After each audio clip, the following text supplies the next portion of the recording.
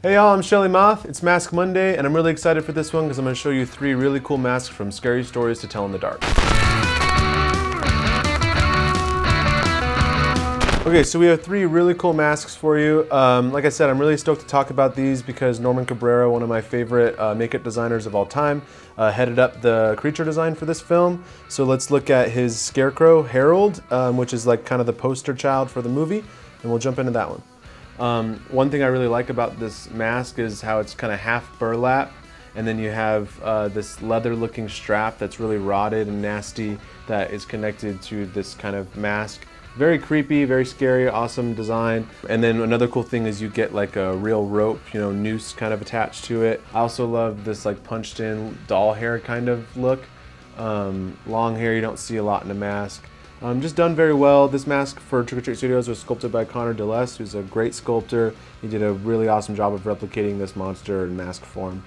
Norman Cabrera is the one who kind of headed up this project for Spectral Motion. And the first film that he ever did was a movie called Scarecrows. He made a lot of really cool, scary scarecrows for that film. And that was before he ever moved to Hollywood or anything like that. And then flash forward decades to he made one of the most iconic scarecrows to come out in the last 5 years or so. That's about it for this one that I can say. But the next one we look at is also sculpted by Connor DeLess, and it's also designed by Norman Cabrera. And that's the Big Toe Girl thing.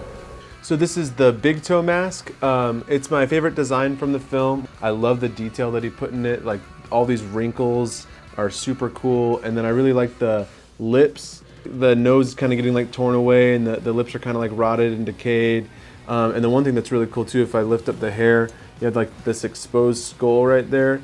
I also like this really thin, long, stringy hair. And it kind of goes with the Scarecrow to me just because of the color scheme. Altogether, they just did a really good job with this mask. I love this cracked out kind of look on the cheek and then the eyes and the nose. It's kind of like this cracked out looking zombie ghost. And you don't see a lot of female latex masks, so it's another thing that I really love about this one.